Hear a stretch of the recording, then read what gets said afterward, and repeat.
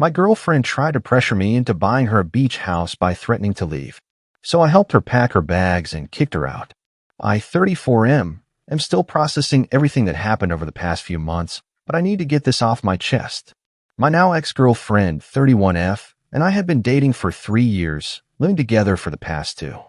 Everything seemed great at first. We shared similar interests, had great chemistry, and genuinely enjoyed each other's company. But as they say, money changes people, and boy did it change her. Last year, I received a substantial inheritance from my grandfather. He was a smart investor and left me a considerable sum, enough to set me up for life if managed properly. I didn't tell many people about it initially, not even my girlfriend. I wanted time to process everything and make smart decisions about the money. When I finally told her about it 3 months after receiving it, her entire demeanor changed. At first, it was subtle. She started talking about our future together more frequently, dropping hints about marriage and how we should invest in our relationship. I wasn't opposed to the idea of marriage, but something felt off about her sudden intense interest in our future. Then came the beach house conversation. We were having dinner one evening. She casually mentioned how her friend's boyfriend had just bought them a vacation home. "Wouldn't it be amazing if we had our own beach house?" she said, showing me listings on her phone. The prices were astronomical. We're talking multi-million-dollar properties. I explained that while I had inherited money, I wanted to be smart about it. My plan was to invest most of it, maybe buy a reasonable primary residence, and ensure financial security for my future. She seemed to understand, or so I thought. Over the next few weeks, the beach house topic kept coming up. She'd send me listings multiple times a day, talk about how we could rent it out when we weren't using it to make money, and constantly bring up her friend's beach house. When I continued to decline, her behavior became increasingly manipulative. She started giving me the silent treatment, making passive-aggressive comments about how I didn't value our relationship enough to invest in our future. Then she began threatening to leave if I didn't show my commitment by buying the beach house. She even went as far as to tell her friends and family that I was withholding money from her, painting me as some sort of controlling miser. The final straw came last week. I came home from work to find her sitting in our living room with printed photos of beach houses spread across the coffee table. She had already contacted real estate agents and had appointments scheduled for viewings. When I expressed my frustration about her going behind my back, she delivered her ultimatum. "Either you buy us a beach house or I'm leaving," she said, arms crossed. "I deserve this, and if you really loved me, you'd understand that. I've already told my friends about it, and they agree if you can afford it but won't buy it, you clearly don't care about making me happy." I stood there for a moment, looking at this woman I thought I knew, now unrecognizable in her entitlement. 3 years of memories flashed through my mind, but they were now tainted by her recent behavior. The manipulation, the emotional blackmail, the attempts to shame me into spending millions on a property I didn't want, it all crystallized in that moment. "Okay," I said calmly. "If that's how you feel, let me help you pack." The look on her face was priceless. She clearly wasn't expecting this response. Her mouth opened and closed several times before she found her words. "You can't be serious," she sputtered. "After everything we've been through."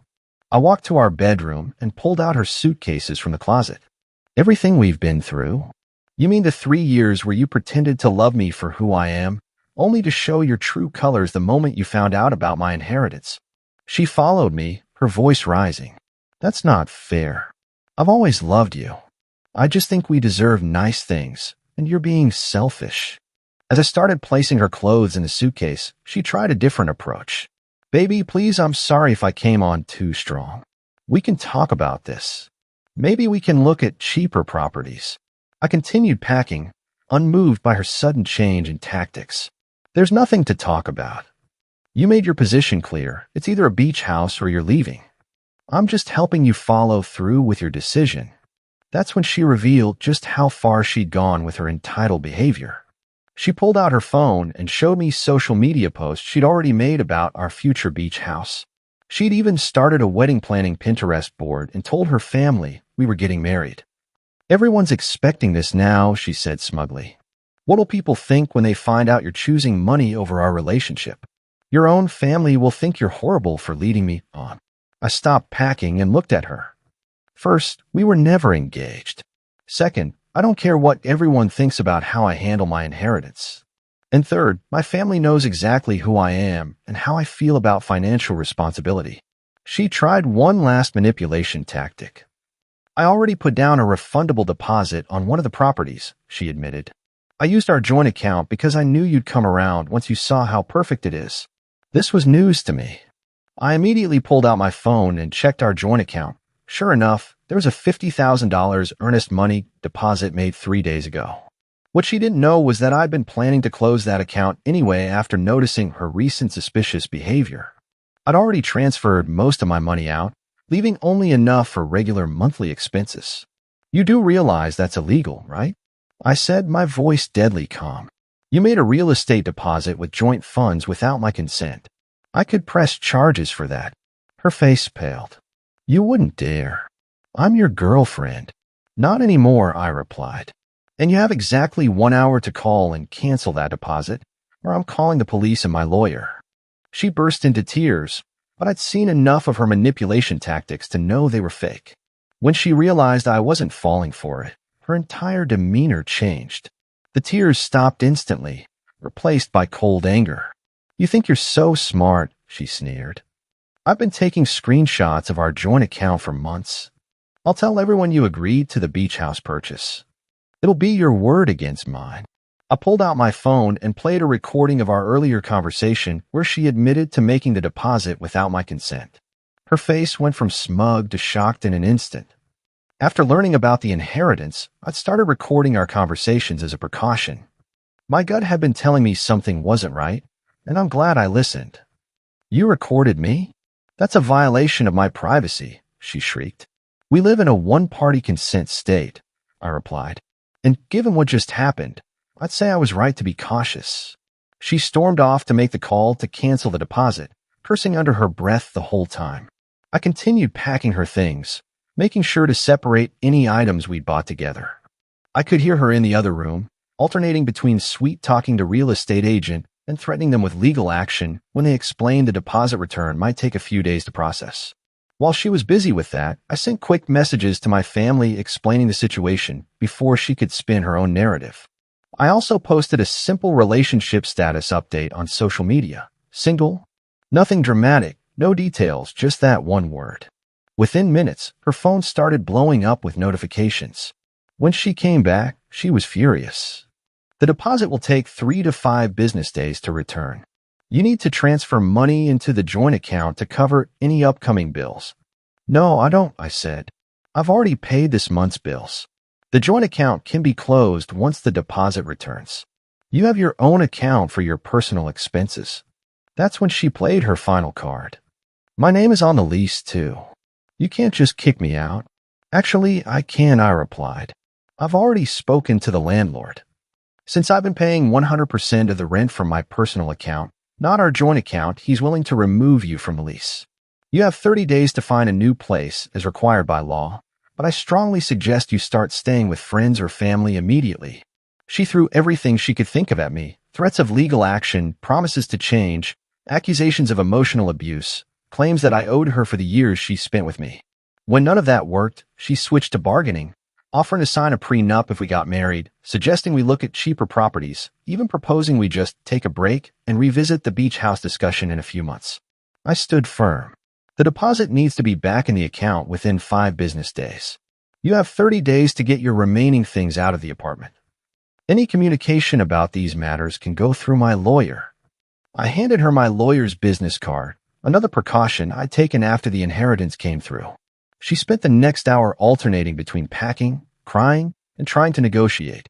I stayed calm and focused on helping her pack her immediate necessities. Every time she tried to engage in argument or manipulation, I redirected her back to the task at hand. Finally, her sister came to pick her up. As they loaded her things into the car, I overheard my now ex trying to spin the story, painting herself as the victim. Her sister, to her credit, just kept saying, "We'll talk about it at home." Over the next few days, the fallout was intense. She tried to turn our mutual friends against me by claiming I had promised her marriage in the beach house, only to cruelly pull the rug out from under her.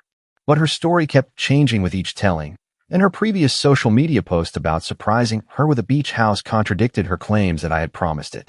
The real estate deposit was returned within the promised time frame. I immediately closed our joint account and documented everything. My lawyer sent her a formal letter outlining the lease situation and property division process, which helped prevent any further financial entanglements.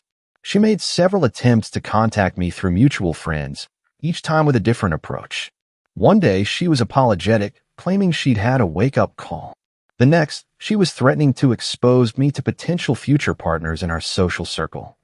Her friends started reaching out too, trying to convince me I was being too harsh and should give her another chance. I held firm.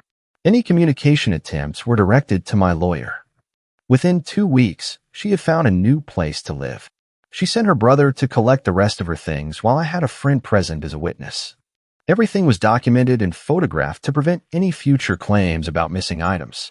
The most satisfying moment came when she tried to tell people that she broke up with me because I was financially controlling. Her own social media history showed her bragging about the upcoming beach house purchase and planning a wedding that was never agreed upon. Several friends called her out on the contradictions, and she ended up deleting most of her social media accounts. In the end, my careful documentation and calm approach paid off. The lease was successfully transferred, all property was divided without legal issues, and the joint account was closed with no complications. My ex's attempts to manipulate the narrative failed because she couldn't keep her story straight, and her own social media posts contradicted her various versions of events. It's been a few months now, and I'm relieved I trusted my instinct about documenting everything. The inheritance wasn't just money, it was a revelation of character. It showed me who really cared about me versus who saw me as a means to an end. I've since invested the money wisely, bought a reasonable house for myself, not a beach house, and am taking time to focus on my own goals. Looking back, I realized the inheritance revealed her true character, and her reaction to my boundaries showed me I made the right choice.